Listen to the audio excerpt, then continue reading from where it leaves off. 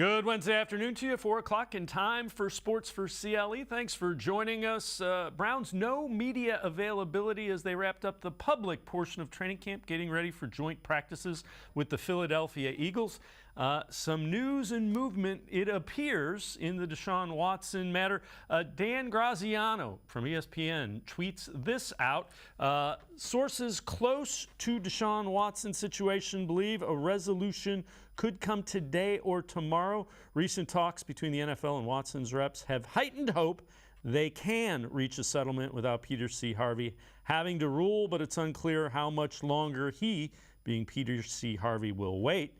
Mary Kay Cabot, along those same lines, has tweeted that out, but also says the NFL has had no conversations with Peter C. Harvey about holding off his appeal while the two sides continue to negotiate a settlement. All right, let's welcome in Daniel Wallach, legal analyst and co-host of Conduct Detrimental, who's been on the show a number of times, always good stuff. So Daniel, Harvey is an advisor to the NFL on legal matters, so he would have an understanding of why it would be beneficial to reach a settlement for the NFL, correct? He would be a guy that would be kind of telling the NFL, you really want to settle this because these are the reasons that might be an issue here. No, I don't think Peter Harvey is having any of those discussions with the National Football League. Harvey's role as an advisor to the league is on matters unrelated to the Deshaun Watson case. He's a member of the diversity committee and serves on a number of other advisory roles for the National Football League. And it would not be proper to have that kind of ex parte communication between an arbitrator and one of the parties. Yeah, obviously he's a designee of Roger Goodell and has a relationship with the National Football League. So he's obviously a partial or biased arbitrator, you know, at its worst. But I don't think he would actually be having ex parte conversations advising the league on why a settlement would be best. The most that I would expect in terms of a conversation is to hold off on a decision. We're still engaged in settlement discussions. That's commonplace. Judges do that in courts all the time. They'll hold off on a court ruling if they're advised that the parties are talking settlement. That's common practice. So that wouldn't surprise me. But going beyond that, to give the NFL the benefit of his viewpoints prior to a ruling, I don't think that would be happening here. And if it did happen, it would call into question whether, he'd be an evidently partial arbitrator. That's crossing the line, and his arbitration decision could be overturned if those kinds of discussions are taking place. Let's take a look at a tweet that you had as well. One downside on the risk of Watson suing rather than settling is the prospect of actually having to win that battle before a federal district court, but losing the war in the Court of Appeals, ultimately missing meaningful parts of 3 seasons, 2021, 2022, and 2023. Again, in order for that to be effective in federal court, Watson has to go and actually win, is what you're basically saying. Well, he could win. I mean, it depends where the lawsuit is brought. As I've advocated in the past, whoever wins the race to the courthouse has a distinct advantage by having the forum of their choice. And it's very conceivable that a Delaware judge coming from the same talent pool as Sue Robinson, who served on that bench for 25 years, could give Deshaun Watson a victorious ruling at the district court level. I mean, after all, Tom Brady won at the district court in New York. Adrian Peterson won a favorable ruling in front of Minnesota federal judge David Doty. But both of those district court victories ended up being short-lived because the U.S. Courts of Appeal in the Second Circuit and in the Eighth Circuit overturned the district court decisions. And Tom Brady, for example, had to serve his 4-game suspension 1 year later during the 2016 season. So I can envision a scenario where Deshaun Watson has some success and maybe gets a district court victory because he sues in Delaware and then loses before the Third Circuit U.S. Court of Appeals. And then what would happen? He would have to serve presumably an additional 10 or 11 game suspension during the 2023 season, because if he serves 6 games in 2022 and he sits out all of last year, he's going to have to serve the additional time if he loses the court ruling at the federal court of appeals level. So then he would be sitting out substantial portions of the 21, 22, and 23 seasons. I mean, that's a long time for a quarterback or any professional athlete to be out of commission. So there's an argument here for maybe taking your lumps in the 2022 season, getting a chance to be on the field this year and not jeopardizing the 2023 regular season. This is a very plausible scenario where he could be missing parts of 3 seasons in a row if he wins in front of the district court and loses at the Court of Appeals. That happened to Adrian Peterson, it happened to Tom Brady, and it's very conceivable that the same outcome or split outcome could happen here. 3 years in a row, that's a little bit too much to ask for any athlete to miss. So we know why Watson would say that, he wants to come to a negotiated settlement. What do you think the rationale behind the NFL wanting to, or at least being willing to discuss? They came out and said, Roger Goodell was adamant last time we talked, a year is what he deserves. So how are they positioning that, and why would they want to avoid, the federal court? Because there's been a decision already in this case by a retired federal district court judge who ruled that the National Football League did not give the players fair notice that nonviolent sexual conduct could be disciplined as severely or more severely than violent sexual conduct. That's an issue of law. That's a rule of law that goes to the heart of due process. Notice of the severity of the punishment.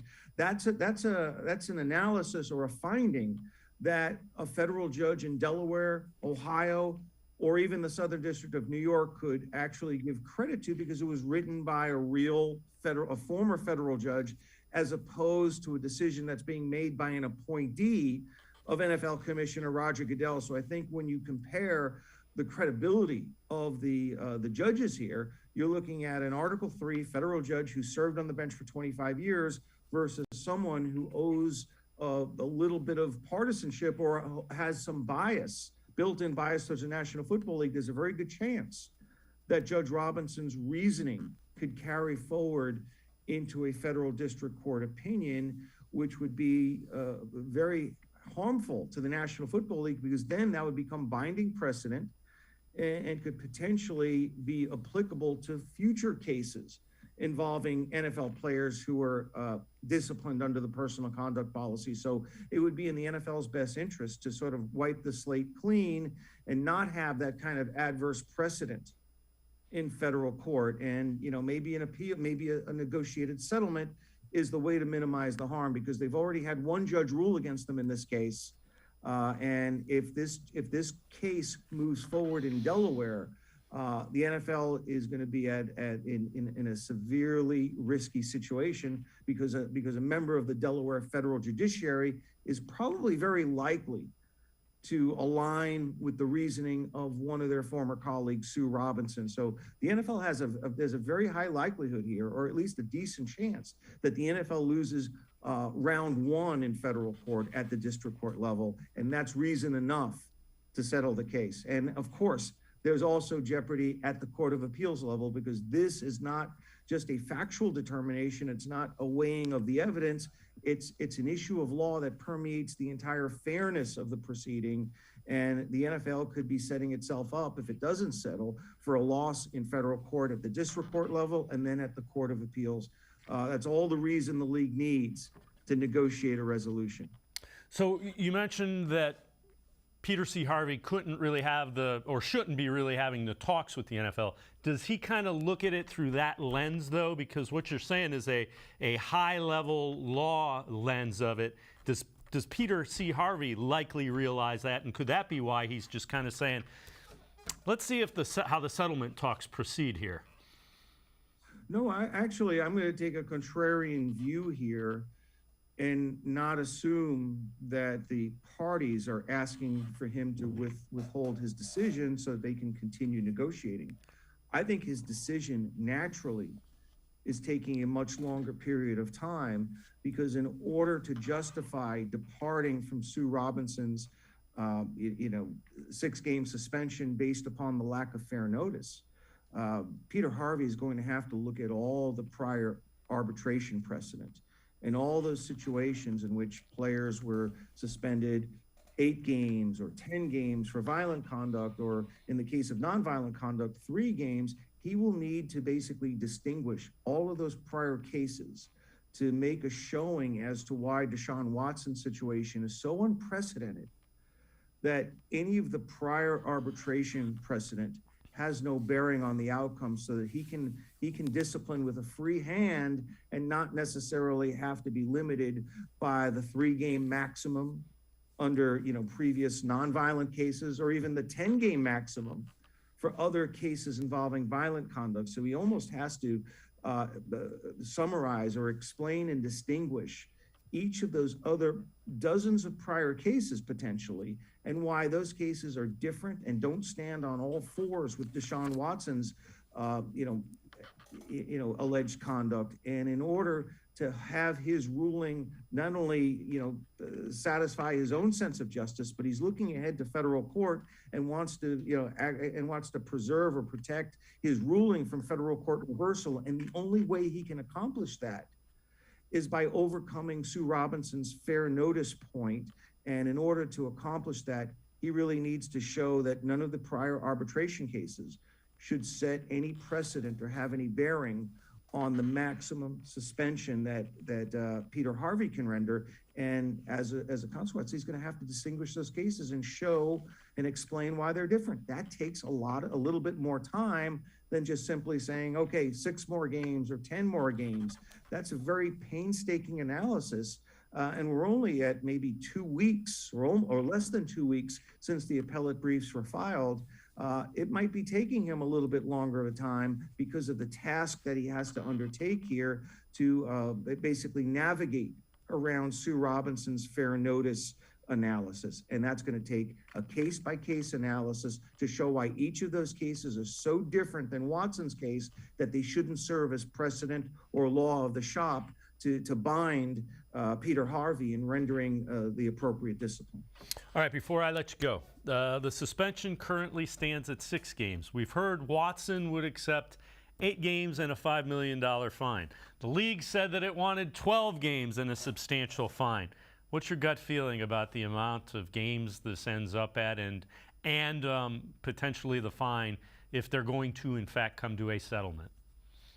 I hate to be so cynical, but I think Deshaun Watson probably cares more about the monetary aspect of it, because no matter how many games he's suspended for in the 2022 regular season, he's not going to take a significant salary hit because of the way his contract was structured. So I think he'd be willing to sacrifice more games in order to keep more salary. I'm sorry to say that, Cleveland fans. So I think he'd be willing to accept 10 to 12 games in order to take a lower fine hit on his salary. But no matter how you slice it, whether it's 10 games or 12 games, that essentially tanks the regular season for the Cleveland Browns. But if you agree to 10 games, there's still a chance to salvage the regular season if your backup quarterback comes into play and is able to go 500. At 10 games, you still have enough season left to make some hay of it. But once you go to 12 games, I mean, just wave the season goodbye. So I think the sweet spot for Deshaun Watson is 10 games. And I think the National Football League can sell that to sponsors, the media, and the public, because it will be the most significant suspension in the history of the personal conduct policy. I think one other time there was as much as a 10-game suspension. Other than that, the commonly imposed discipline for violent offenses under the personal conduct policy is 6 games.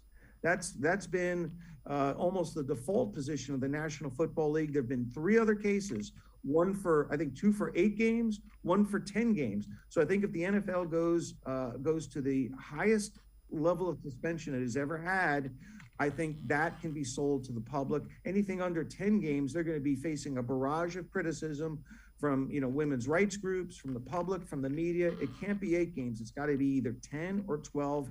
And I'm thinking 10 is the sweet spot with a significant monetary fine accompanying it. But I think Watson would trade games for money. He's got a lot of money. $230 million guaranteed. But yeah, I understand what you're saying with that. Browns fans want them to trade money for games because they want that games to be down, like you mentioned, in the 8 to 10 range.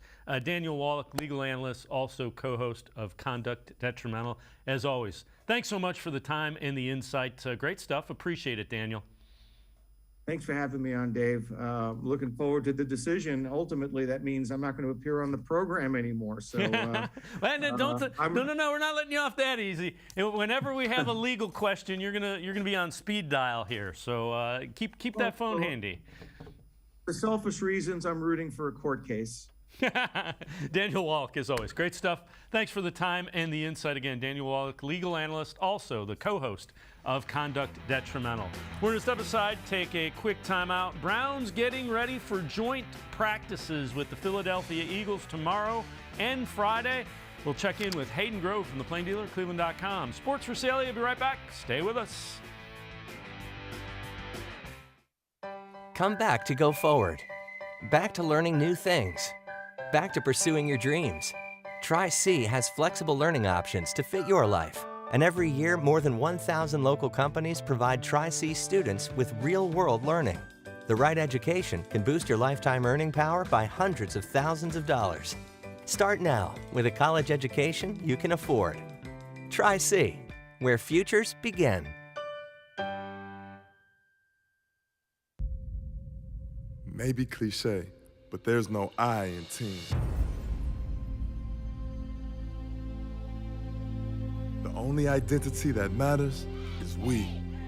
The collective effort to love thy neighbor is needed now more than ever. The responsibility behind pronouns such as I, me, and mine impact we, us, and ours. So understand that you make all the difference in the team. He, him, her, or she can't disturb our peace, since we control our destiny as student athletes. This is the power of pronouns. The Ohio Lottery Partners in Education program recognizes role model students and teachers from across Ohio. Nominations can now be done completely online. To nominate a deserving teacher or student, go to ohiolottery.com. In the About section, find Partners in Education. There you will find links to the nomination forms. Students kindergarten through 12th grade can be academic all-stars. Teachers can be honored as a Teacher of the Month. The Ohio Lottery Partners in Education, where stars shine.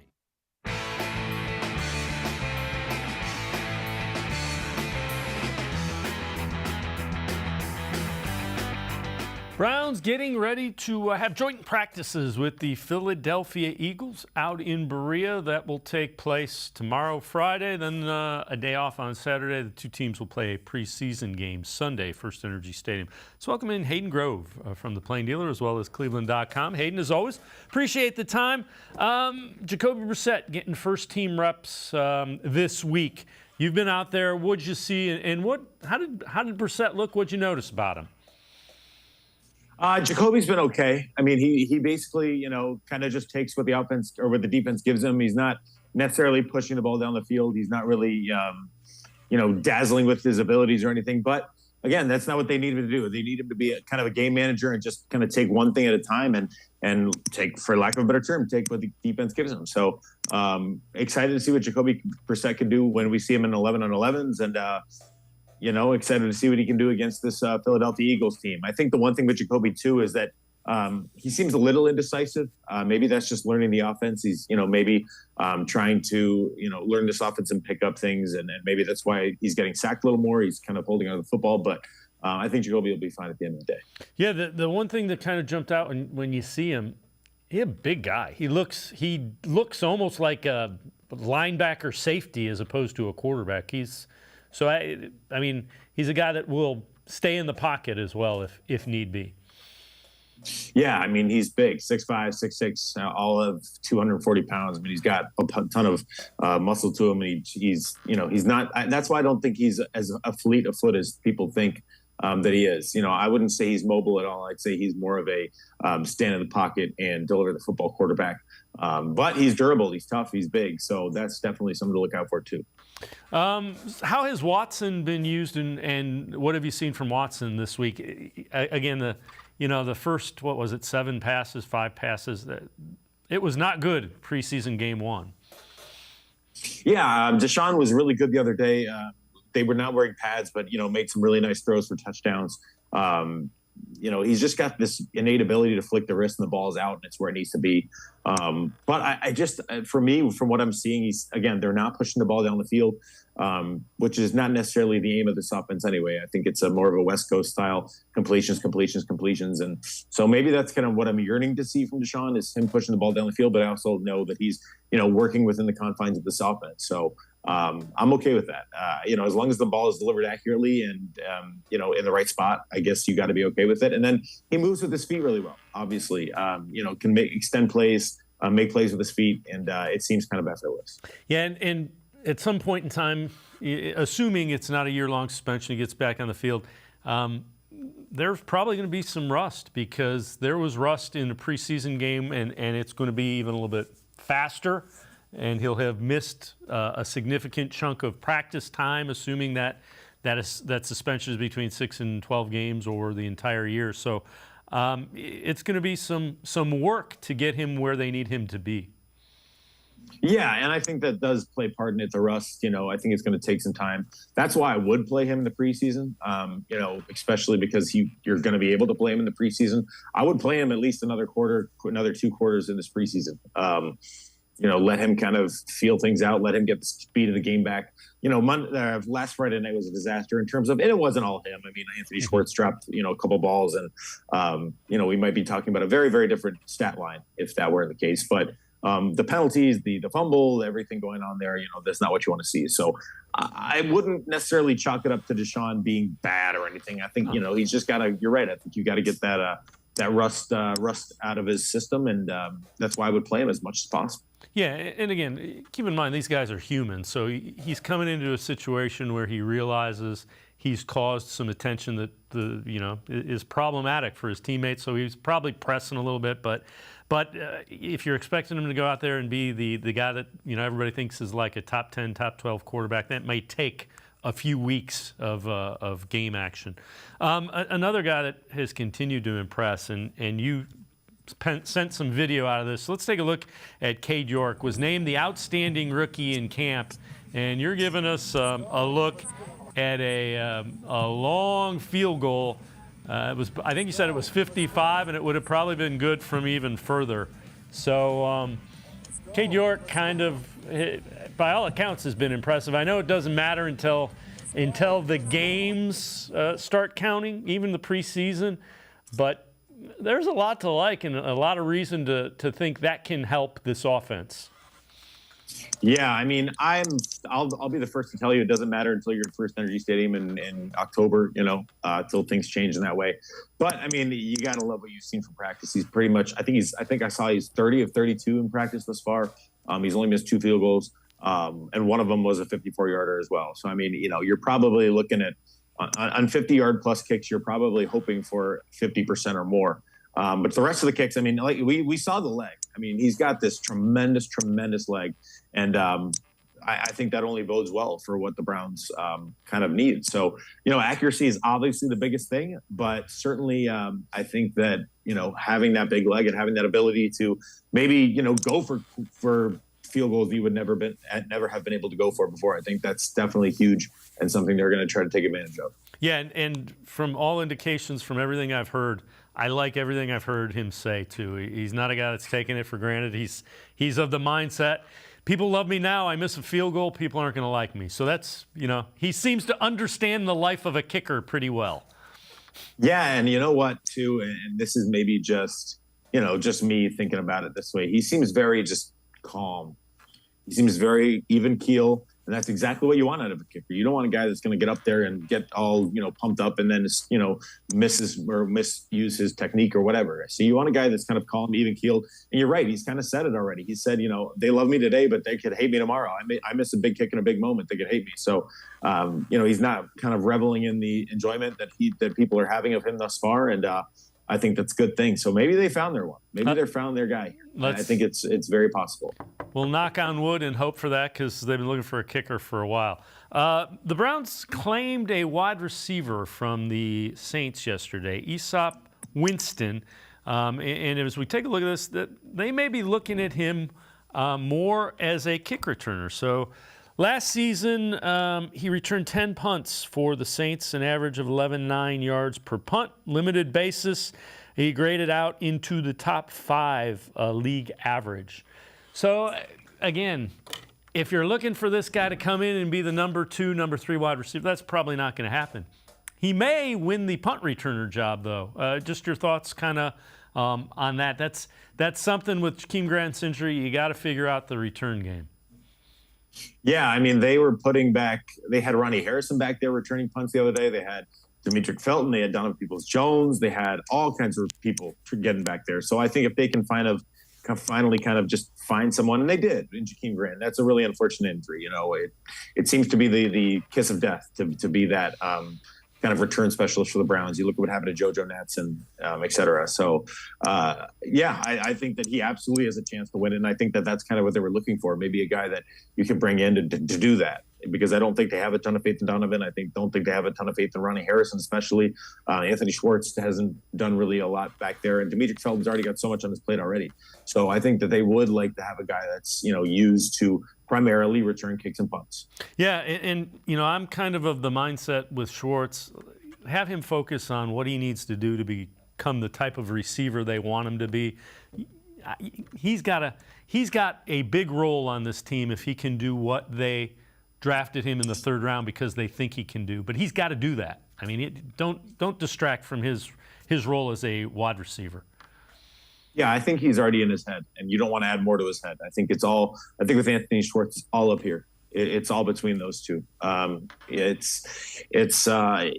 he's got to find the confidence. He's got to find the self-awareness. He's got to find that. And when you add more onto that plate by, adding kicks into the fold or adding punts into the fold, I think that definitely makes things a little more difficult. So if they need to figure out right now what's going on inside of his head, and how to get that right. And then once you get that in the right space, then maybe, in the future you can start to look at that. But right now, I think he's just got to focus on just playing the game, not letting it to get too far ahead of him, just staying in the moment. Offensive tackle. They got another Wyatt, and it's Wyatt Miller. 6'6", 305-pound offensive tackle, was in the Panthers training camp, was waived. They also they claimed him and waived Travell Harris. So again, Miller, a big guy, 6'6", 305, and tackle means he can move a little bit. So they're looking for depth pieces on that offensive line. Yeah, they are. Certainly. They've had a lot of injury there already with the center position with Dawson Deaton and obviously with Nick Harris. And, you can never have enough offensive linemen. So I don't have any problem with what they did there, adding a tackle. I mean, you can have as much depth as you want at the offensive line spots. I think, Michael Dunn's going to start working with the centers. I think maybe you're going to look at Blake Hance kind of having a more extended role, but you do have some tackles already. I mean, you got James Hudson, you got Chris Hubbard, obviously Conklin's on his way back, Jedrick Wills. So it's good to have, an insurance policy if you really need one. Yeah. You mentioned the center. I don't get the sense that J.C. Tretter is really on their radar for whatever reason. I don't know the reason. Not necessarily important, but it doesn't seem like they're inclined to revisit bringing J.C. Tretter back. Do you get that sense, or do you think it's just not the timing of it's not right yet?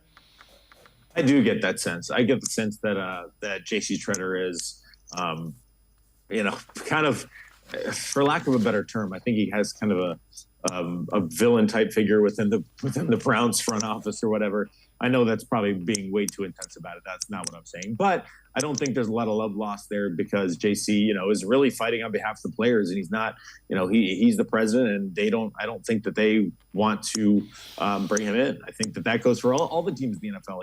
He was a starting quality center last year, and all of a sudden he's not getting any bites. I mean, I think that has everything to do with the owners and everything to do with the fact that he's the NFLPA president. So it is a little fishy, as Joel Bitonio said. I don't think it's right.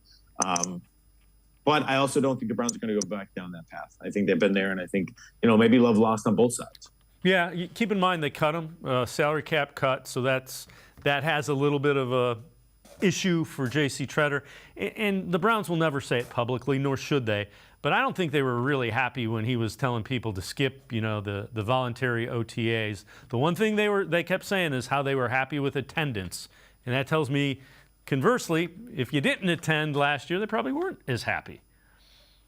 Yeah, that's exactly what I'm saying. And that's why I think villain was a wrong term. But I don't think that they loved, having the leader of the, for lack of a better term, having the leader of the inmates. I don't, what I mean? Yeah. They said the saying goes like the inmates run the asylum. Well, they don't want the leader there. So I don't want to get myself in trouble. I'm not describing this very well. I'm not trying to go super hardcore on this, but I just mean that the Browns probably do have a little bit of a bad taste in their mouth because of JC, because he does adamantly, try to protect these players, and, they're trying to do everything in their power to win football games. So I get it. Yeah, I understand it completely as well. Hayden Grove and I are going to step aside, take a quick time out. Other side of the break, we'll turn our attention joint practices with the Philadelphia Eagles tomorrow, and then Friday, and then at 1 o'clock, it's the Eagles and the Browns' second preseason game from First Energy Stadium. Sports for CLE, be right back. Stay with us. Come back to go forward. Back to learning new things. Back to pursuing your dreams. Tri-C has flexible learning options to fit your life. And every year, more than 1,000 local companies provide Tri-C students with real-world learning. The right education can boost your lifetime earning power by hundreds of thousands of dollars. Start now with a college education you can afford. Tri-C, where futures begin. The Ohio Lottery Partners in Education program recognizes role model students and teachers from across Ohio. Nominations can now be done completely online. To nominate a deserving teacher or student, go to ohiolottery.com. In the About section, find Partners in Education. There you will find links to the nomination forms. Students kindergarten through 12th grade can be academic all-stars. Teachers can be honored as a Teacher of the Month. The Ohio Lottery Partners in Education, where stars shine. The Greater Cleveland Sports Hall of Fame celebrates the star athletes and notable sports figures who were born or have made their home in Greater Cleveland. It tells the story of discipline, commitment, perseverance, sportsmanship, and excellence in achievement. It encourages and inspires those who believe in sport and its direct impact on the well-being of our community. Go to clevelandsportshall.com or follow us on Twitter at GCLE Sports HOF for more details.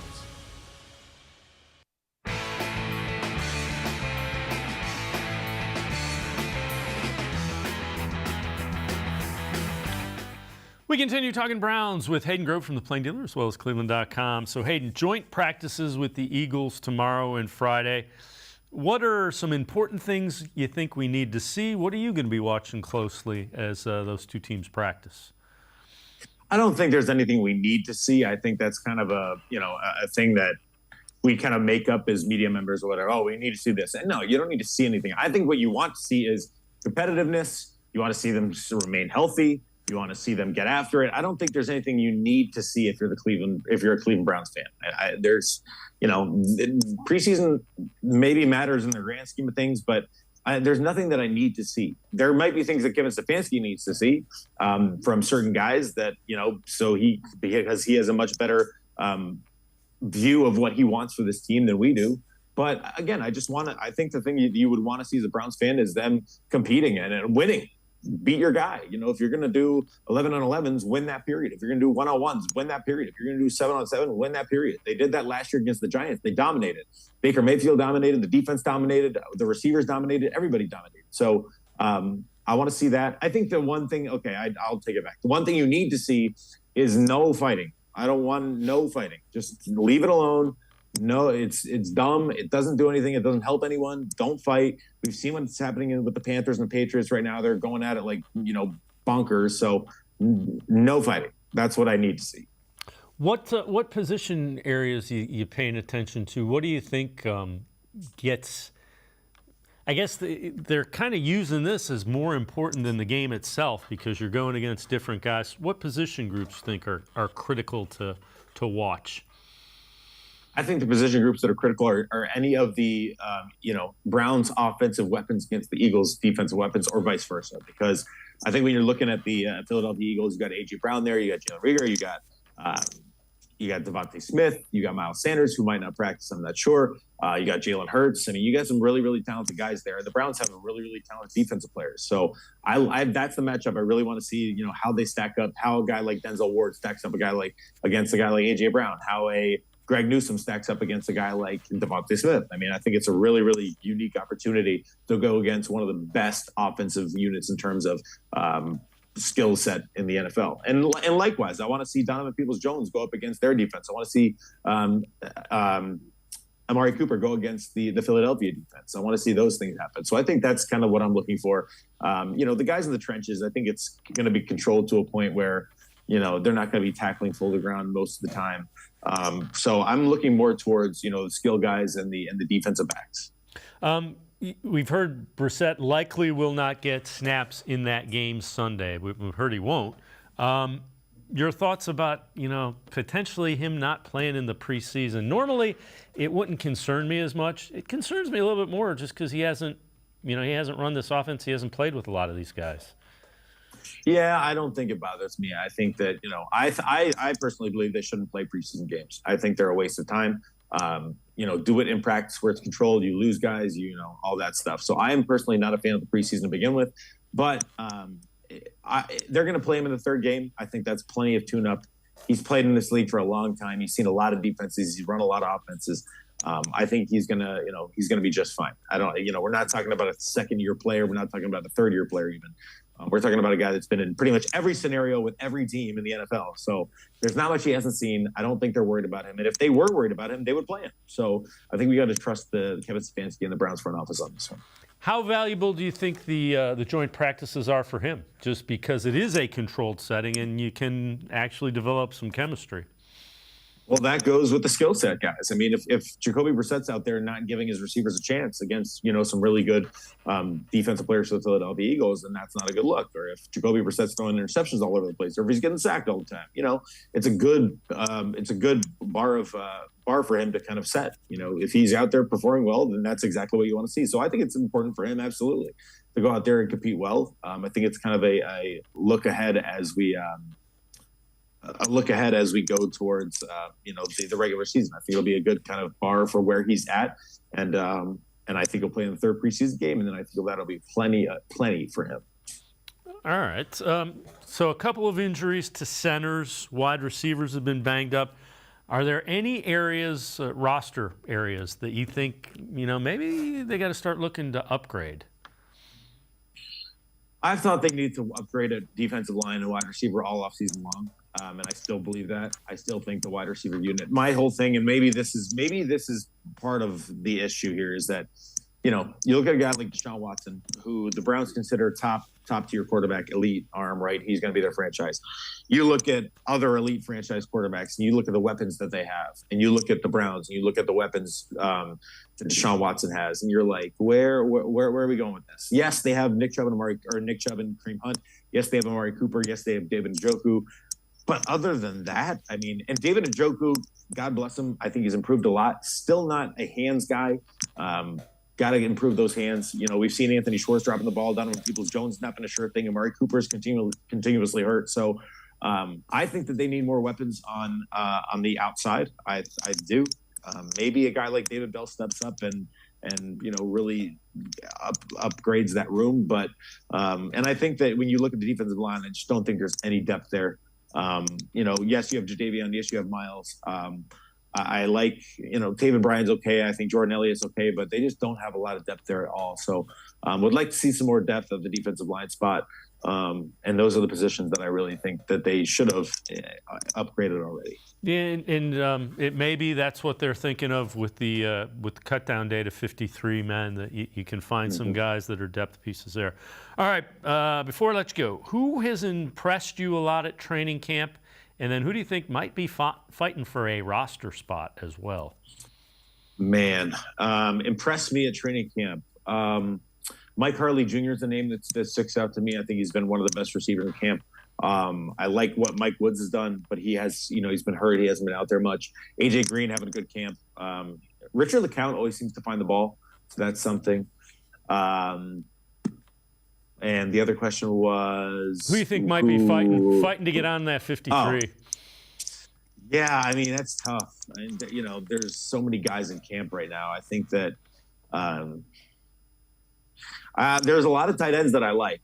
And this team has a lot of tight ends, but I think the top three right now, obviously, are David and Joe Harris, Bryant, and Miller Forrestall. So I think that one of those other guys is going to make this team. I do. I just don't know which one. Santos Silva's been out there. Griffin Stewart's been out there. They've made some plays. So I think that's a position to watch. Maybe one of the offensive linemen.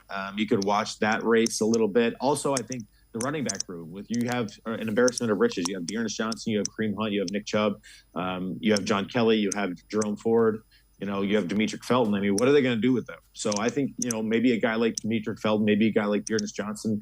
Do they trade Dearness Johnson? Do they keep him around? That's definitely a position to watch in the running back room. Hayden Grove from the Plain Dealer, as well as cleveland.com. As always, appreciate the time and the insight. Thanks very much, Hayden. Thank you, Dave. Appreciate you. Have a great day. All right, Hayden Grove, make sure you read them. Pages of the Plain Dealer as well as cleveland.com. We're going to step aside, take a quick time out. Other side of the break, we continue talking Browns. Spencer German from 92.3 The Fan. Straight ahead, stay with us. Come back to go forward. Back to learning new things. Back to pursuing your dreams. Tri-C has flexible learning options to fit your life. And every year, more than 1,000 local companies provide Tri-C students with real-world learning. The right education can boost your lifetime earning power by hundreds of thousands of dollars. Start now with a college education you can afford. Tri-C, where futures begin. The Ohio Lottery Partners in Education program recognizes role model students and teachers from across Ohio. Nominations can now be done completely online. To nominate a deserving teacher or student, go to ohiolottery.com. In the About section, find Partners in Education. There you will find links to the nomination forms. Students kindergarten through 12th grade can be academic all-stars. Teachers can be honored as a Teacher of the Month. The Ohio Lottery Partners in Education, where stars shine. I am powerful beyond my wildest imagination. I will define my future. I will keep challenging myself to improve. Because I am a future leader of this great nation. I will be responsible for raising a beautiful family. And educating not only my generation, but many more to come. I will make a difference in my community. And I will stand up for what I believe in. I will not settle for simply chasing my dreams. I will achieve them. Because I was given a chance. An opportunity. A home. At Family, Career, and Community Leaders of America. The ultimate leadership experience. FCCLA has been one of the greatest experiences of my life. It's made me who I am today. Join us. We'll build a new future together.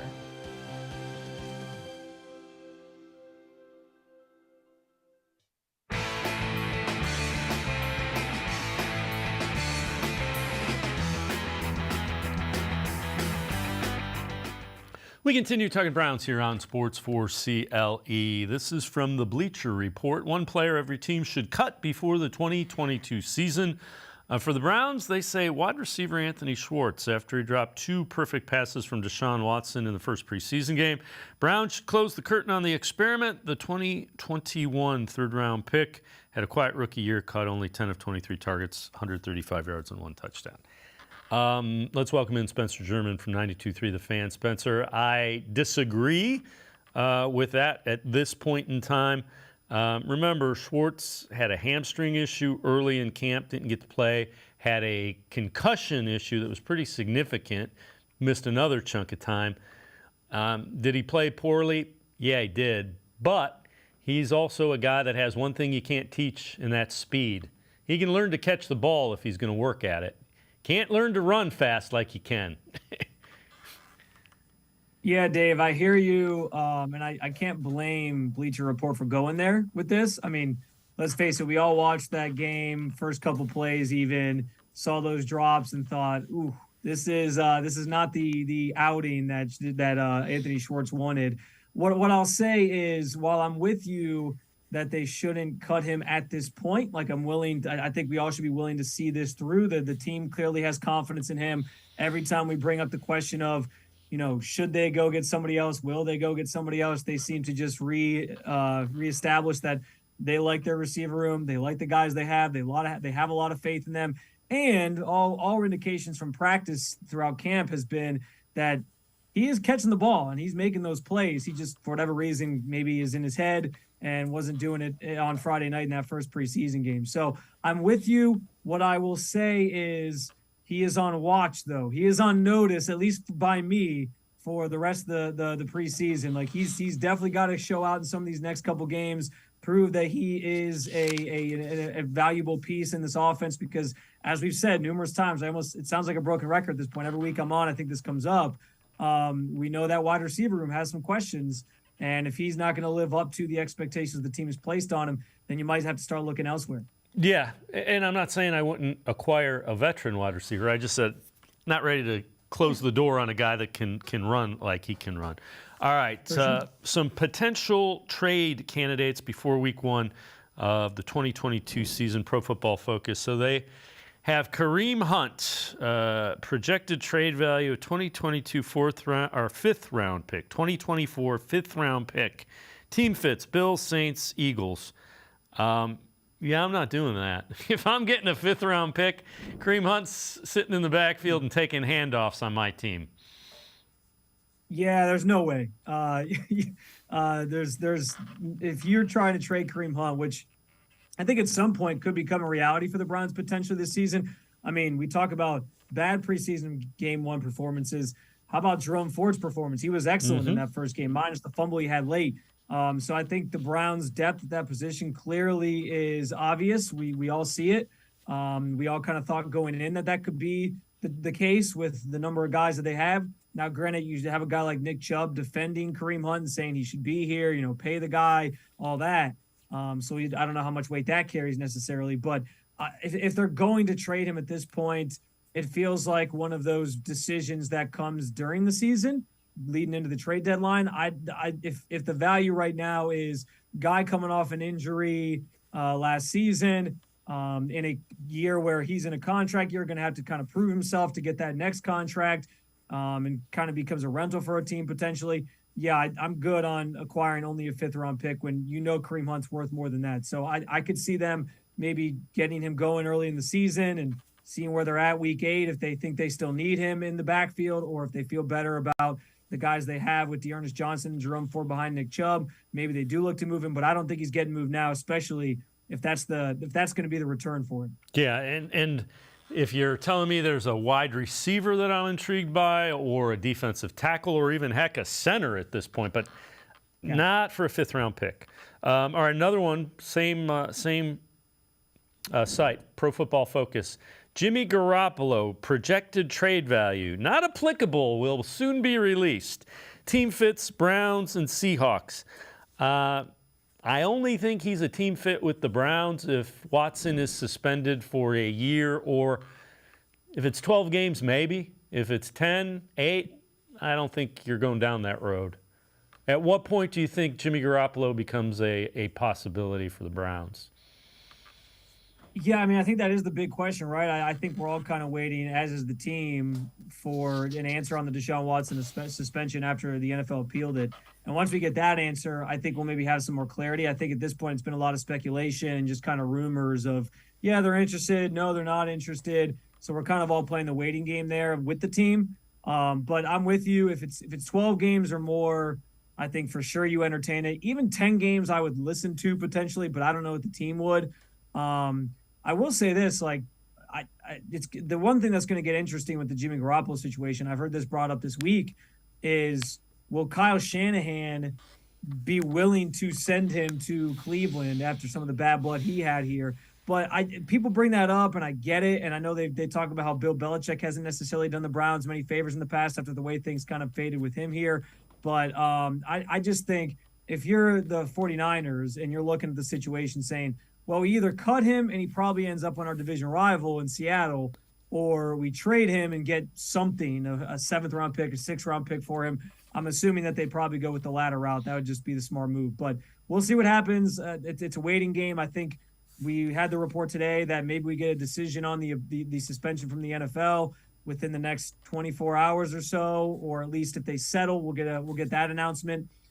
So I think once that happens, that starts the clock on, all right, is Jimmy Garoppolo a viable option? Is this something the team should actually pursue? Or was it all just hot air that we were talking about for the last couple of weeks?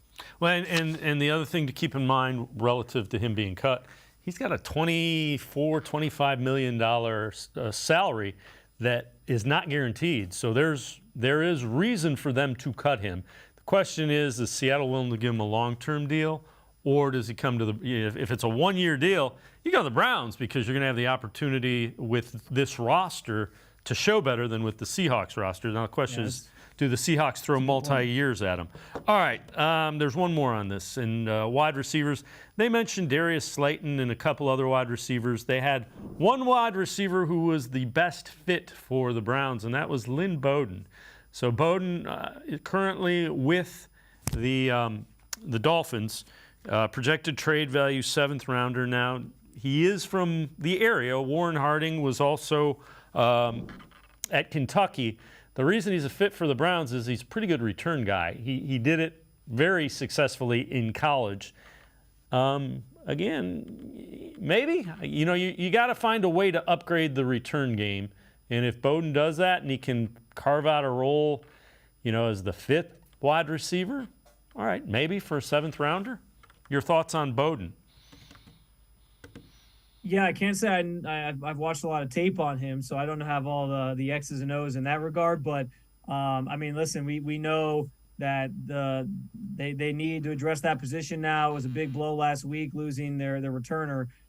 So I think if it's something that maybe improves that position, gives you a more viable option, that also frees up Demetric Felton to kind of get back in the fold more as an offensive player. Because, again, if you're banking on him being your returner, maybe he has to catch a blow and he can't get out there on certain plays, then, yeah, I think I'm all for it. It's Come back to go forward. Back to learning new things. Back to pursuing your dreams. Tri-C has flexible learning options to fit your life. And every year, more than 1,000 local companies provide Tri-C students with real-world learning. The right education can boost your lifetime earning power by hundreds of thousands of dollars. Start now with a college education you can afford. Tri-C, where futures begin. The Ohio Lottery Partners in Education program recognizes role model students and teachers from across Ohio. Nominations can now be done completely online. To nominate a deserving teacher or student, go to OhioLottery.com. In the About section, find Partners in Education. There you will find links to the nomination forms. Students kindergarten through 12th grade can be academic all-stars. Teachers can be honored as a Teacher of the Month. The Ohio Lottery Partners in Education, where stars shine. The Greater Cleveland Sports Hall of Fame celebrates the star athletes and notable sports figures who were born or have made their home in Greater Cleveland. It tells the story of discipline, commitment, perseverance, sportsmanship, and excellence in achievement. It encourages and inspires those who believe in sport and its direct impact on the well-being of our community. Go to clevelandsportshall.com or follow us on Twitter at GCLE Sports HOF for more details.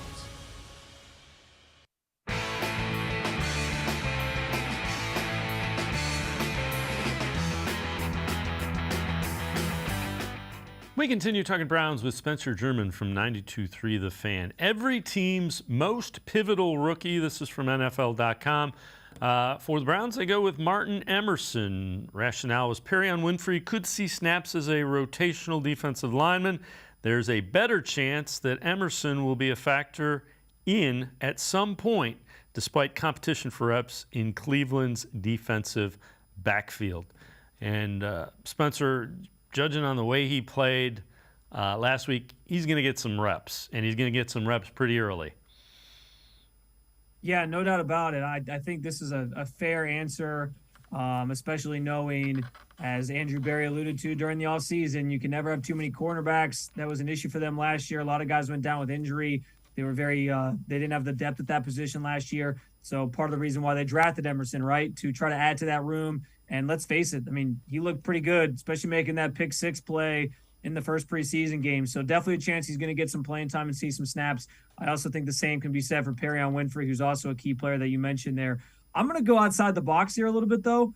I'm going to say Cade York might actually be the most important rookie, mostly because he's a guy who, like, there's nobody else he's competing with, right? Like Emerson, depth piece. He's going to see some reps. He's not going to be a starter necessarily right away. Same thing with Perion Winfrey. But with Cade York, like, it's him. It's him, the ball on the field goal post. Like, he's out there. He's supposed to be the savior. Everyone's already praising him with how he's done at camp. Like, if he doesn't come out and perform, we're going to still be asking the question of when will the Browns finally find a kicker for the first time since Phil Dawson. So he's got a lot weighing on his shoulders. I think he actually might be the most important rookie this year. Yeah, without question. You don't think of that because he's a kicker, but he's going to have a couple of games on the line where if he comes through, he's a hero, and if he doesn't, everybody's going to be going, man, what did we do with a 4th-round pick on a kicker that can't make a game-winning field goal?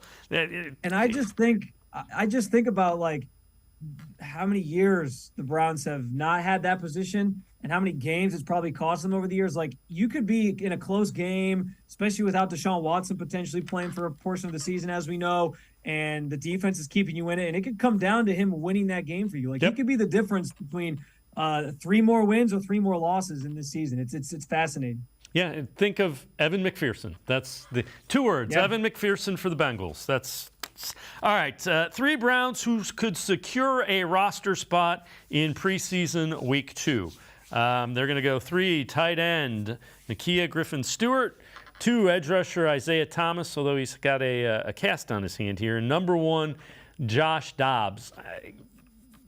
This is from Dog Pound Daily, and I think Thomas is probably on the team. Dobbs is probably on the team as the 3rd quarterback. Let's go there. How concerned are you if Watson is out 8, 10, 12 games, Jacoby Brissette is your backup, which means Josh Dobbs, and he looked good in the preseason game, but Josh Dobbs is 1 big hit away from playing quarterback. That's got to be a little concerning. Yeah. It's not the most comforting feeling in the world, Dave, that's for sure. And listen, I understand he played well in the preseason, but as I always like to say to people, you got to kind of pump the brakes on these things, right? Like, right. I understand you want to get on the hype train and get excited about these guys, but there was people who would think we're overreacting to Dobbs' performance, saying, "Oh yeah, we'll be okay without Deshaun Watson. We got Dobbs and Brissette, and that's all you need." I think we've seen what Josh Dobbs can do when he was in Pittsburgh. He had some games where he got to come in and play. He's fine as in that backup or 3rd string role. I don't know necessarily that I want him starting for my team on a regular basis.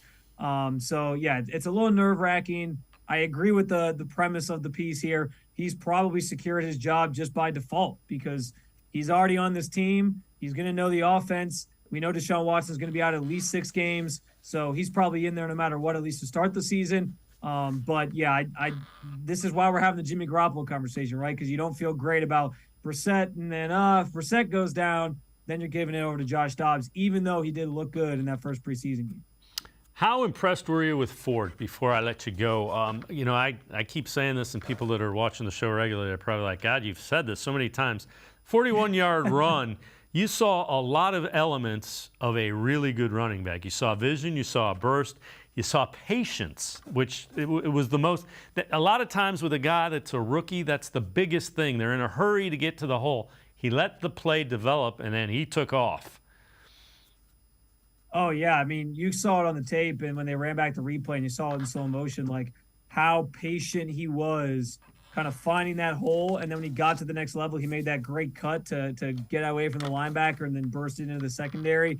I mean, guy looks really impressive. I got to imagine that guys like Chubb, guys like Hunt have gotten in his ear and sort of helped lead him and instruct him and tell him, I know you're a rookie, I know you're excited, but here's what you got to do to be effective in this league, because it showed in that game, man. He looked so good. I'm really excited about what he could mean for this team down the line. You think about, well, you might be breaking up Chubb and Hunt at some point in the next year or so. And if that happens, yeah, that stinks. But if you got a guy like Jerome Ford coming in and he's willing to learn, he's just being a sponge and absorbing everything, and he can put up performances like he did in that game in meaningful games, then yeah, you feel pretty good about the guys coming after Kareem Hunt and obviously behind Chubb as well. So I think there's definitely a high ceiling for him, and he's certainly flashed that. I look forward to seeing him flash it some more in the next couple of preseason games. Especially, you talk about the running side of it too, but like he was great in the passing game too. I think he had 4 catches and another 50 yards. So seems like he can do it all, and that certainly is a valuable thing to have in any offense in today's NFL. Yeah, a lot of running backs that can get it done for the Browns. Spencer German, 92.3 The Fan, as always. Appreciate the time and the insight. Thanks very much, Spencer. Thanks, Dave. Always a pleasure. Talk to you soon. All right, Spencer German, make sure you catch him, 92.3 The Fan. That's going to do it for this edition of Sports for CLE. We will see you back here tomorrow at 4 o'clock. Have a great night, everybody. See you tomorrow on Sports for CLE.